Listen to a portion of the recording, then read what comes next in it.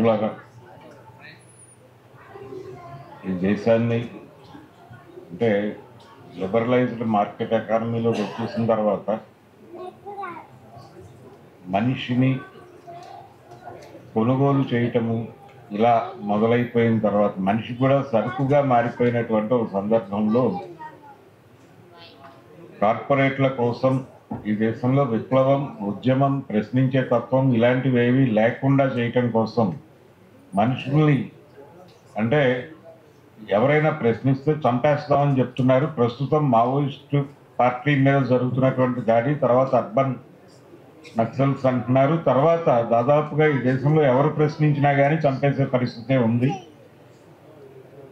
అంటే ప్రమాదం అందరి మీద పొంచి ఉంది. కాబట్టి ఒక విస్తృతమైనటువంటి ఐక్య సంఘటన నిర్మించి కదలాల్సినటువంటి అవసరాన్ని ఈ సమావేశం కూడా మరొకసారి మన ముందుకు తెచ్చింది. ఇది ప్రాక్టికల్గా కార్యాచరణలోకి తీసుకెళ్లాల్సినటువంటి అవసరం ఉంది. కాబట్టి మనం ఈ సభలు దీంతో పాటు ఫర్దర్గా ఏం చేయాలి అనేది కూడా వివిధ గ్రూపుల్లో ఉన్నాం. మనం రాయాలి, అలాగే మాట్లాడాలి, జనంలోకి తీసుకెళ్ళటానికి ఏం చేయాలి అనే దాని మీద ఒక కార్యాచరణ రూపొందించుకోవాల్సినటువంటి అవసరం ఉంది అనే విషయాన్ని మరొకసారి ఈ సభలో వక్తలందరూ చెప్పారు. దీన్ని మనం ప్రాక్టీస్లోకి తీసుకురావాల్సినటువంటి అవసరం ఉంది. ఈ సమావేశం ముగిసింది.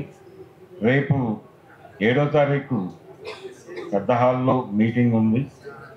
విప్లవోద్యమం ఎదుర్కొంటున్నటువంటి అనేక గందరగోళాల మీద ఒక సుదీర్ఘమైనటువంటి చర్చ ఉంది. కన్ఫ్యూజ్ చేస్తున్నారు.